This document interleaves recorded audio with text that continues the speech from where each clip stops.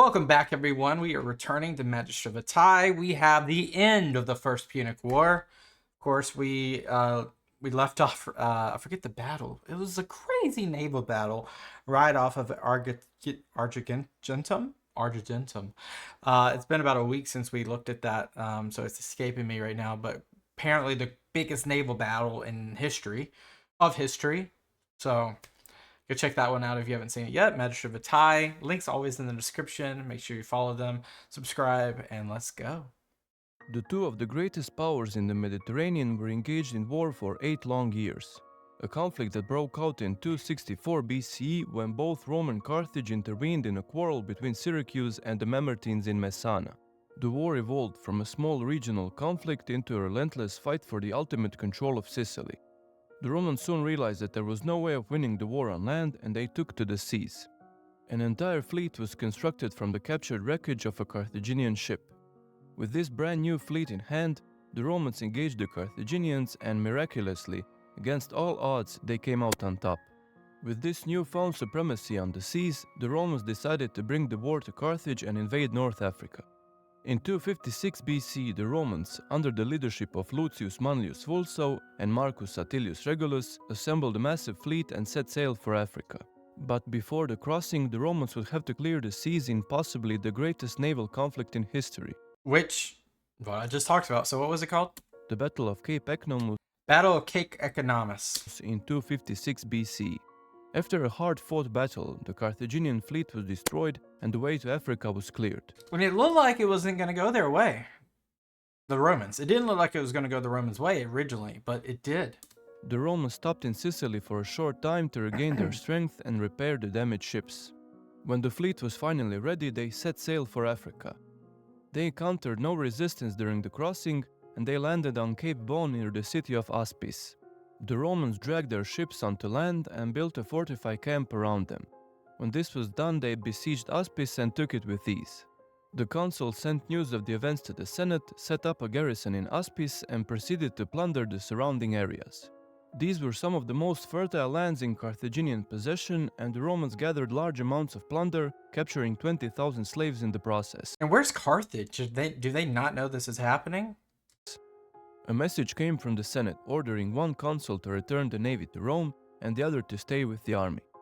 Vulso took back the bulk of the ships along with the spoils and captured slaves, while Regulus stayed behind with the army. He was left with 15,000 infantry, 500 cavalry, and 40 ships at his disposal. That just doesn't sound like enough. The Carthaginians panicked when they realized that the legions were here to stay. They assembled all the available forces in Carthage.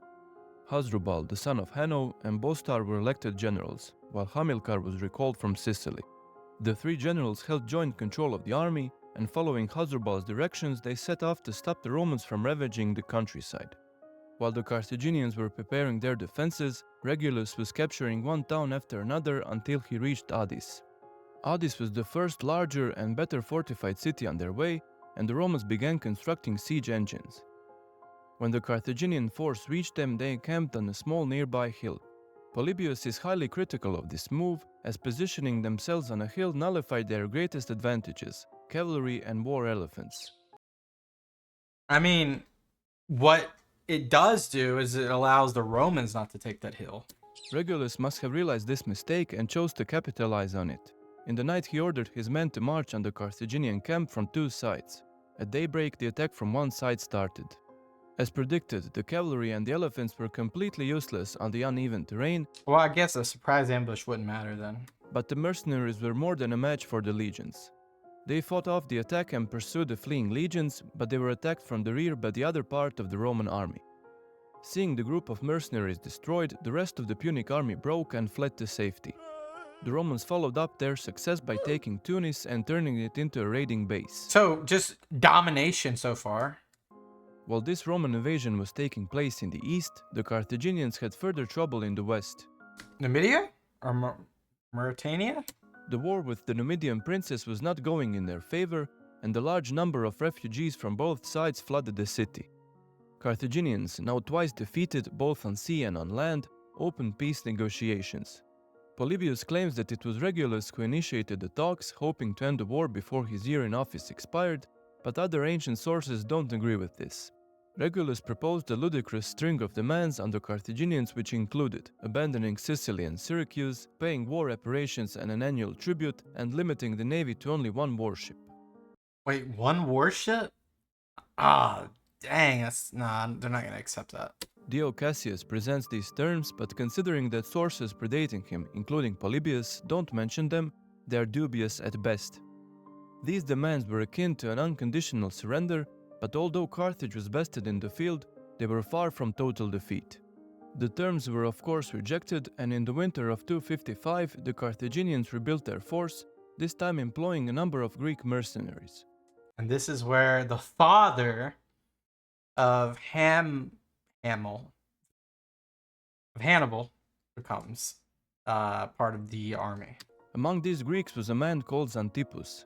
He was a Spartan-trained mercenary leader with considerable experience. I hope I didn't just say something just totally ignorant. I think that's right. Upon hearing what had happened at Addis, he criticized the Carthaginian commanders. These comments reached the ears of the generals, and he was summoned to explain himself. Xantippus told them that their greatest power was the cavalry and elephants. This advantage could only be exploited if the Carthaginians stayed on open fields and engaged the Romans on such favorable terrain. Seeing the wisdom in his words, Xantippus was entrusted with the command of the army. At once he implemented a stricter training regiment. This is where, I think this is actually where he puts the elephants in front of the infantry. And the quality of the army along with their morale was improved considerably. After he estimated that the army was ready, he marched out of the city with 12,000 infantry, 4,000 cavalry, and nearly 100 war elephants. Those are good odds, especially with the cavalry. When the Romans saw this army marching on open fields, they were surprised but eager for another fight. The two armies encamped near each other. Men in the Punic camp, now completely embracing Xantippus as their leader, were loudly calling for a battle. For his part, Xantippus urged the three generals to not waste this opportunity. See, elephants are in the front, so this is after the changes. And on the next day they took to the field. The Romans gladly answered, and the Battle of Tunis started. The Carthaginian infantry consisted of a citizen militia that formed a Greek-style phalanx. They were placed in the center and formed the core of the army. The rest of the infantry were the mercenaries who were placed on their right.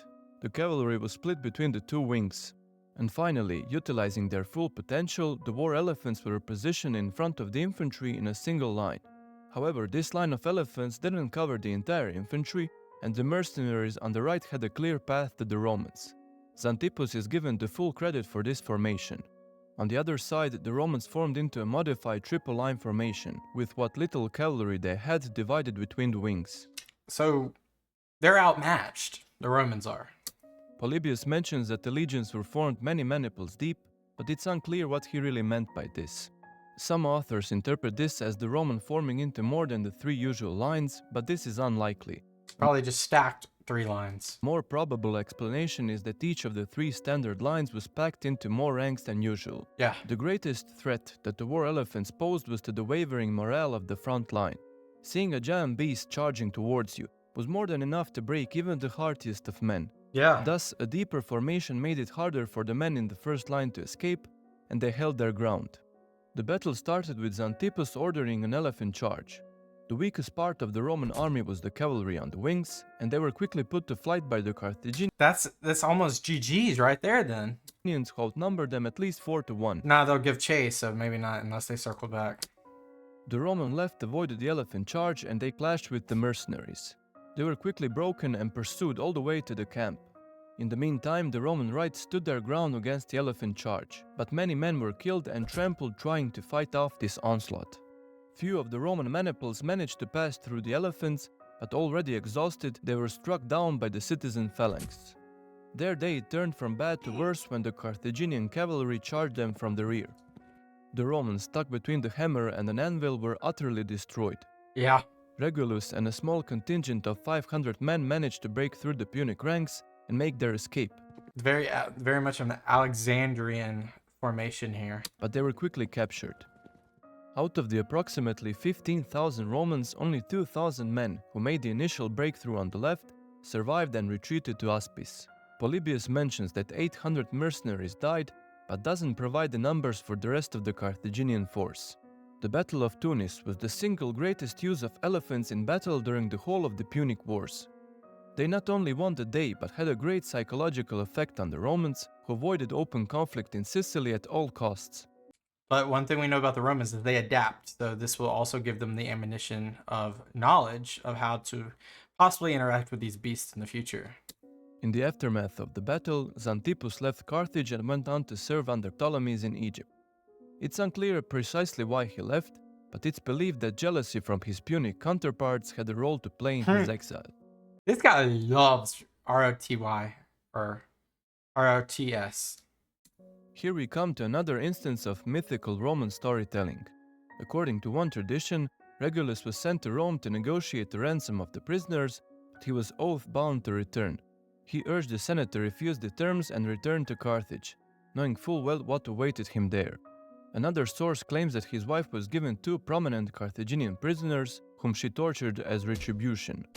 All of these claims were probably made after his death, in order to build a myth around the famous family member. By our best account, he probably died of natural causes in captivity. The Romans, hearing the news of the disaster in Libya, sent a fleet in 255 to rescue their men from Aspis. 350 Roman ships with more than 300 transports sailed from Sicily, but they were intercepted by 200 Carthaginian quinqueremes. The Punic fleet was easily defeated and 114 ships were captured. Wow. The fleet proceeded to Aspis and evacuated the men stationed there. The whole fleet, now numbering 464 ships, sailed to Sicily without interruptions. The consuls decided to parade their fleet off the coast of Sicily in hopes of encouraging hostile cities to switch sides. This was against the advice of senior naval officers, Foreshadowing. who warned of sudden storms that time of year. No. Their warnings were ignored and the fleet was caught in a terrible storm off the coast of Camarina in mid-July. That's where this is where the fleet losses began. Look how close Rome was to just totally winning. Imagine their army does not lose at Tunis. Imagine they keep both consuls on land. Imagine they have the support they need. They could walk right into Carthage. Out of the 464 warships, 384 were sunk, along with 300 troop transports. Actually, the ancient sources don't completely agree on the true number of ships, but this was without a doubt one of the greatest naval disasters in history. It's estimated that 25,000 soldiers and 70,000 sailors perished. Jeez. The sinking of the ships is often blamed on the Corvus. The heavy drawbridge secured to the front of the ships must have made the whole It probably swayed too easily, and it outweighed the front, right? thing unstable. After this disaster, there is no mention of Corvus being used anymore, but it's They adapt. entirely possible that they were not removed immediately, but rather phased out gradually. The Carthaginians, reinvigorated by their victory and this great disaster, started the construction of a new fleet. Hasdrubal and his army, along with 140 war elephants, were sent to Sicily. They arrived safely to Lilybaeum, and Hasdrubal took to drilling the army, no doubt learning a thing or two from his Greek counterpart. The next year, in 254 BCE, the Romans rebuilt their fleet. The consul Scipio Asina, who has the honor of the first Roman naval defeat of the war, and Aulus Atilius Caeatinus, took the new fleet numbering 220 ships and sailed off to Messana. There they linked up with the land armies and the 80 or so ships that survived the storm. Together, these two forces marched on Panormus and took it after breaching the outer walls. Tyndaris and much of the cities in inland western So basically, all of Sicily besides Syracuse, which is a alliance at this point, and maybe the left-hand side, like Lilybaeum, is Roman. Sicily now sided with the Romans. From here, the land activity in Sicily died down. Although Hasdrubal tried to force the conflict with the Romans on several occasions, they refused to engage as the threat of war elephants still loomed large. The Romans exploited their superiority at sea and in 253 launched a series of raids on the African coast. The raids were successful and the ships laden with plunder returned, first to Sicily and then to Italy. On their way to Rome, the fleet was caught in yet another storm There we go. and 150 ships were Look how close they were. I'm not sure if that's where it happened, but look how close they were. sunk. These disasters were too much even for the Roman Senate, and they had to scale back on their naval ambitions. For a time, the remaining ships were used only as support for the land forces, but this state of affairs wouldn't last for long as the Romans would soon return to building new ships. In 252, two Punic strongholds, Thermae and Lipara, now isolated after the fall of Panormus, were captured. Seeing that their Sicilian possessions were shrinking by the day, Hasdrubal decided to act. In the winter of 251, one of the Roman consuls returned to Rome with half of the army, while the other was wintering in Panormus. When Hasdrubal learned of this, he brought the whole of his force to Panormus. The Carthaginians ravaged the fields around the city, and when they crossed the river close to Panormus, the Romans formed outside of the walls to meet them. There's that formidable formation. A great number of skirmishers were placed in trenches around the city, and the citizens were ordered to supply them with missiles. When the elephants approached this trench, they were showered with missiles from all sides. Although they couldn't really hurt the elephants, the skirmishers succeeded in scaring them off.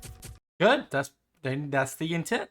They turned around in a frenzy and rushed away from the Romans, stampeding right through Oh, it's GG's. the friendly line, trampling a great deal of men. The Romans now rushed out and defeated the remaining Carthaginians. There are no credible sources on the number of casualties in this battle. Some later authors claim that the Carthaginians lost 20 to 30,000 men, but this has to be a gross exaggeration. Polybius claims that in the aftermath of the battle, the Romans captured all Carthaginian elephants commanded by Hasdrubal. What do we do with those elephants? I mean, send them to the circus, I guess. I mean, y'all don't use them. I don't think Romans have ever used elephants. After the battle, the Romans were reinvigorated once more. Having conquered their fear of elephants, they were now on the offensive. In 250 BCE, the Romans led a combined land and naval force to Lilybaeum. Diodorus claims that the Romans numbered a combined 110,000 men. On their march west, they captured the remaining Punic holdouts on the island, reducing them to only two strongholds in the far west, Lilybaeum and Drepana. By this stage of the war, the Romans mastered the art of siegecraft, and from the onset, they constructed great siege engines that wouldn't be out of place in the Hellenistic world. For their part, the Carthaginians mounted a great defense of the city. Leader of the garrison, Hamilco, commanded a force of 10,000 mercenaries. Rather than wait for the Romans to breach the walls and storm the city, the defenders took proactive measures. They would tunnel under the walls to undermine the siege engines, perform nighttime raids to burn the exposed equipment, and carry out a host of other necessary precautions. Although heavily outnumbered, the small Carthaginian garrison would hold out until the very end of the war. Because remember, attacking is always more deadly than defending, usually.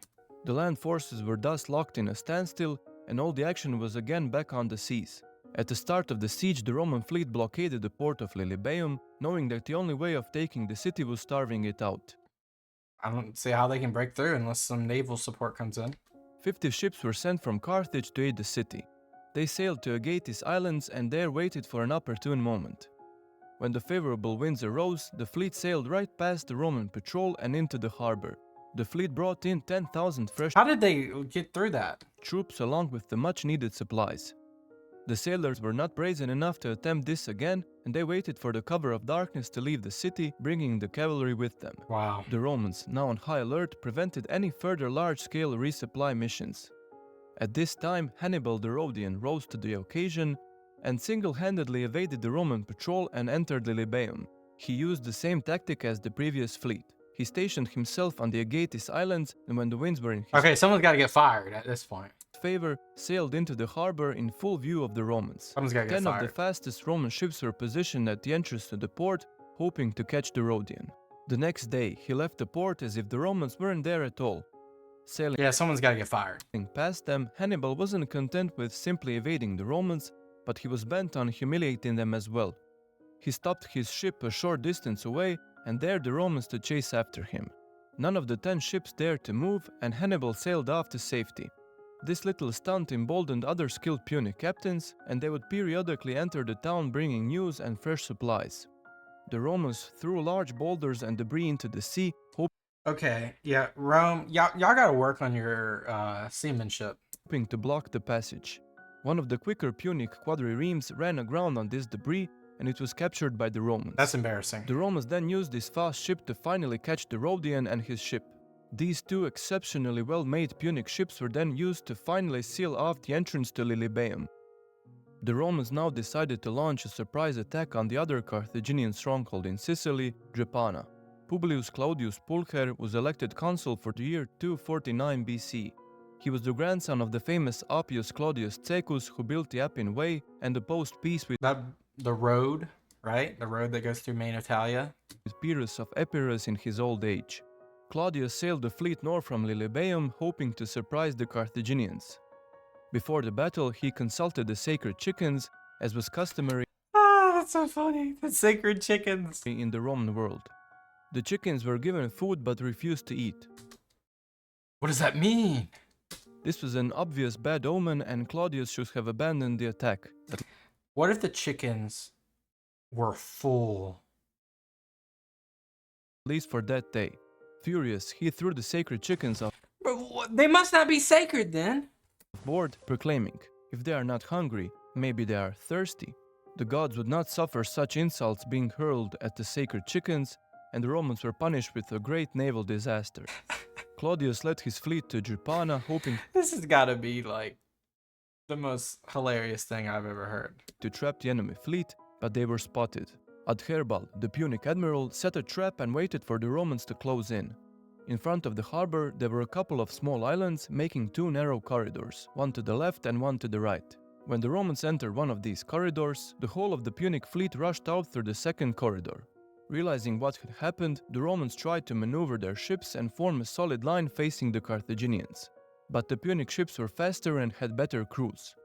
Where's the chicken now? Adherbal sailed at the head of the fleet and enveloped the Romans, pinning them to the shore. Carthaginians finally utilized their naval superiority and crushed the Roman fleet. Claudius was on one of the rare ships that managed to escape.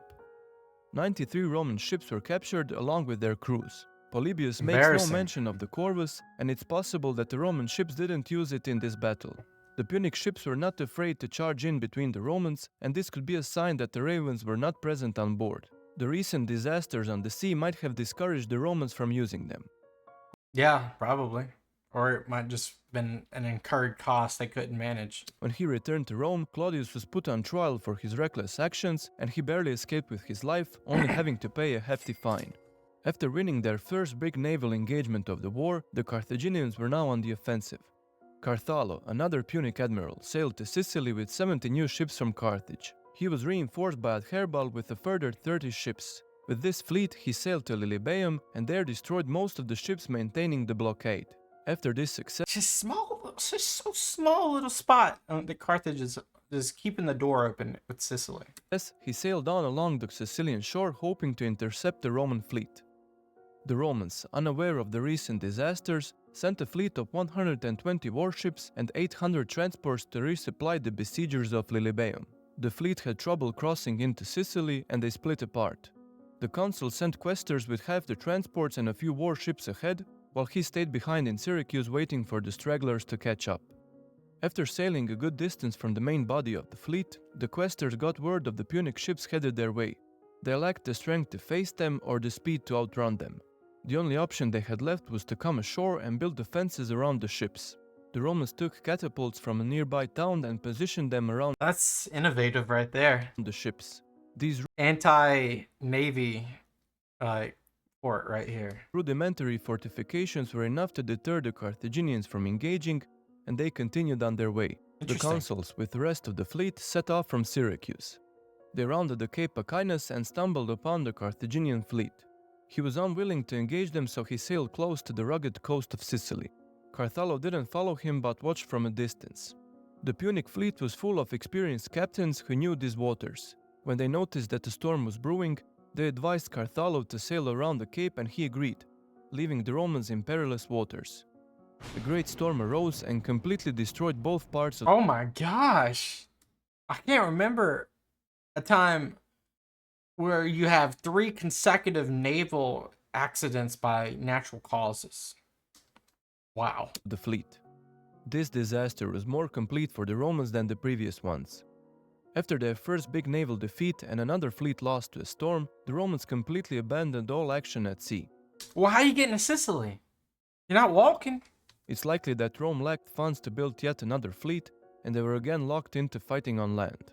Even though they now lacked naval support, the Romans didn't abandon the siege of Lilybaeum. The city was again easily resupplied by sea, and it would stand until the end of the war. So it's not even a siege at that point when you have continuous, like, Support. To save face, the consul who lost the fleet led an attack on Mount Eryx, the second tallest mountain on Sicily. There the Carthaginians held the grandest and richest of all the Greek temples on the island. Eryx was captured and a Roman garrison was installed. It is now that the most famous general of the war took command of the Carthaginian army. In the year 247 BCE, the Carthaginians sent Hamilcar Barca into Finally. Sicily. There he is. Hamilcar is one of the greatest Carthaginian commanders, second only to his son Hannibal. Although he is mostly known for his actions after the war, he still had a part to play in this conflict. Upon taking command of the fleet, he raided both Locri and the southern tip of Italy. Satisfied with the collected booty, he made landfall in Sicily. He and his small force occupied Mount Pellegrino, a hill near Panormus, deep inside enemy territory. From there, Hamilcar launched frequent hit-and-run attacks on the Roman garrison. Meanwhile, the authorities in Carthage were now shifting their focus from Sicily to North Africa. Because look, it's right at their doorstep. The Numidian princes were once again rising up in revolt against Carthaginian rule. Hanno the Great, who was against the war with Rome from the very beginning, now held sway over the Senate. Hanno had considerable holdings in North Africa and Iberia, and he was in favor of continuing the westward expansion of Carthage. Because of him, Hamilcar was given only a small army and no Wow. Isn't that funny? You'll see something similar in the Second Punic War. funds to hire additional Except for instead of North Africa, it's Iberia. mercenaries. The Punic navy was also gradually withdrawn from Sicily, leaving Hamilcar stranded on the island. Interestingly, Hanno led the anti-war faction during Yeah. the Second Punic War, and he was the main reason Hannibal received no support from Carthage while in Italy. Sad. Likewise, in Rome, the people were getting tired of the war. Countless lives and funds were poured into this conflict with only limited success. The Gauls were again stirring in the north, and Roman efforts in Sicily were dwindling. It was in this reduced capacity that Hamilcar Barca harassed the Romans for 3 years. He was mostly successful but lacked the manpower for any meaningful gains. In 244 BCE, Hamilcar saw the opportunity and recaptured Eryx, turning it into a new base of operations. This position was less defensible than his previous base, but nevertheless he successfully held out for another 3 years, inflicting further damage to the Romans. The two sides were thus locked in a standstill, and the Romans realized that they would have to take to the seas once more. Gotta build that fleet. After so many ships were lost, first at sea, then at the hands of the Carthaginians at Drepana, the Roman treasury was completely empty. Fortunately, the patriotic Roman citizens stepped forth and funded the construction of a brand new Did they do that willingly, or did the consul ask for said money? fleet. The wealthiest citizens paid for construction and equipment of 200 quinqueremes in total, hoping to be repaid after the war was concluded. Maybe. According to reports, this loan was interest-free, meaning that the Roman elites really did see themselves as an extension of the state. Although Polybius claims this fleet consisted of quinqueremes, or fives, it was most likely constructed by copying the design of captured quadrireme, or four. The captured ship in question is the one sailed by Hannibal the Rhodian at Lilybaeum. It was chosen for its sleeker design and higher speed. These ships were of exceptionally good quality. Years of making new fleets from scratch made the Roman shipbuilders masters of their crafts. When the fleet was ready in 242 BCE, the Romans sailed to Sicily under the command of the consul admiral Gaius Lutatius Catulus. Their first order of business was cutting the supply lines to Hamilcar's forces, leaving him in a precarious position. Catulus desired a great sea battle with the Carthaginians, believing that was the only way of truly defeating them.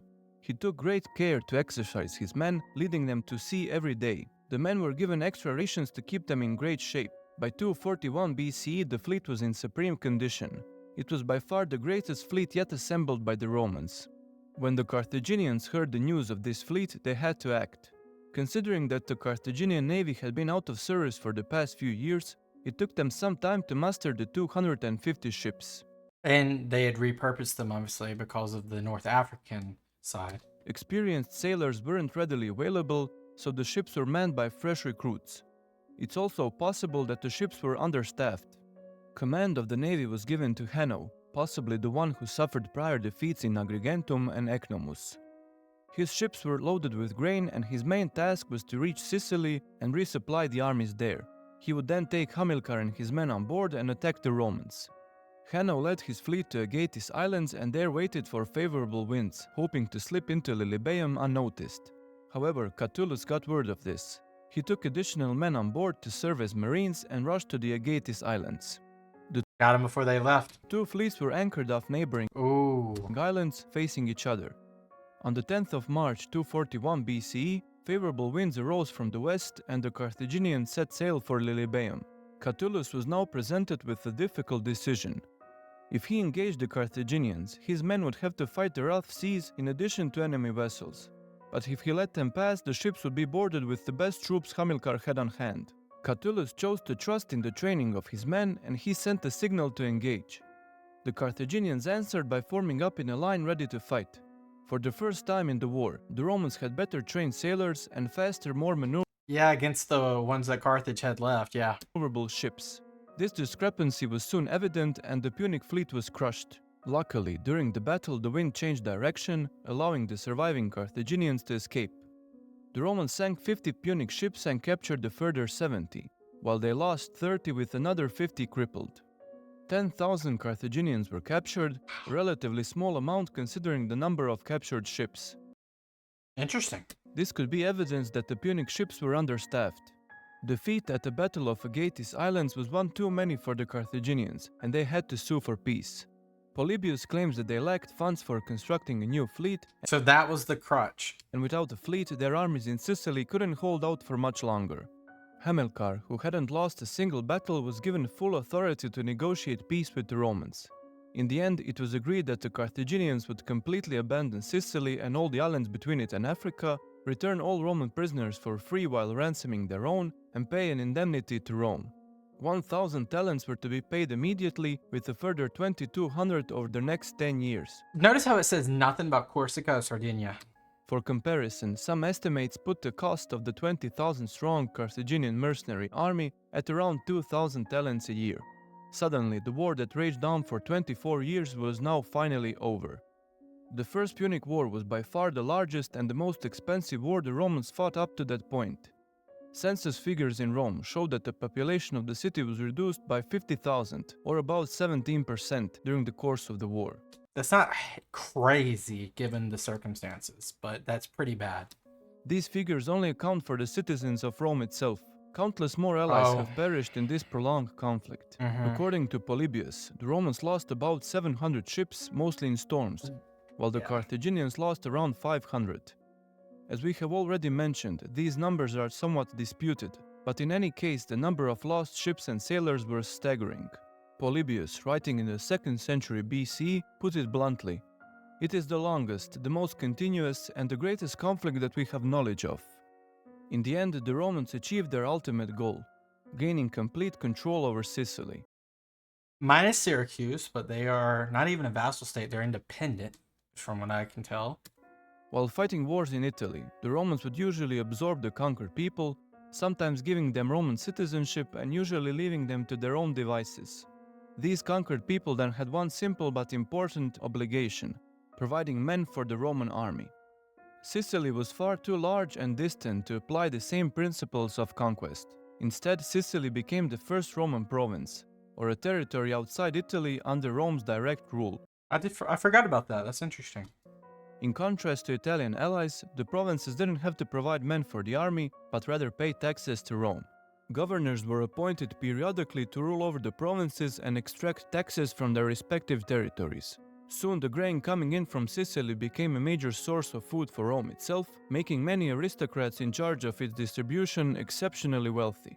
Control of Sicily brought with it control of the sea routes, and after the war, the Romans emerged as the de facto rulers of the Western Mediterranean.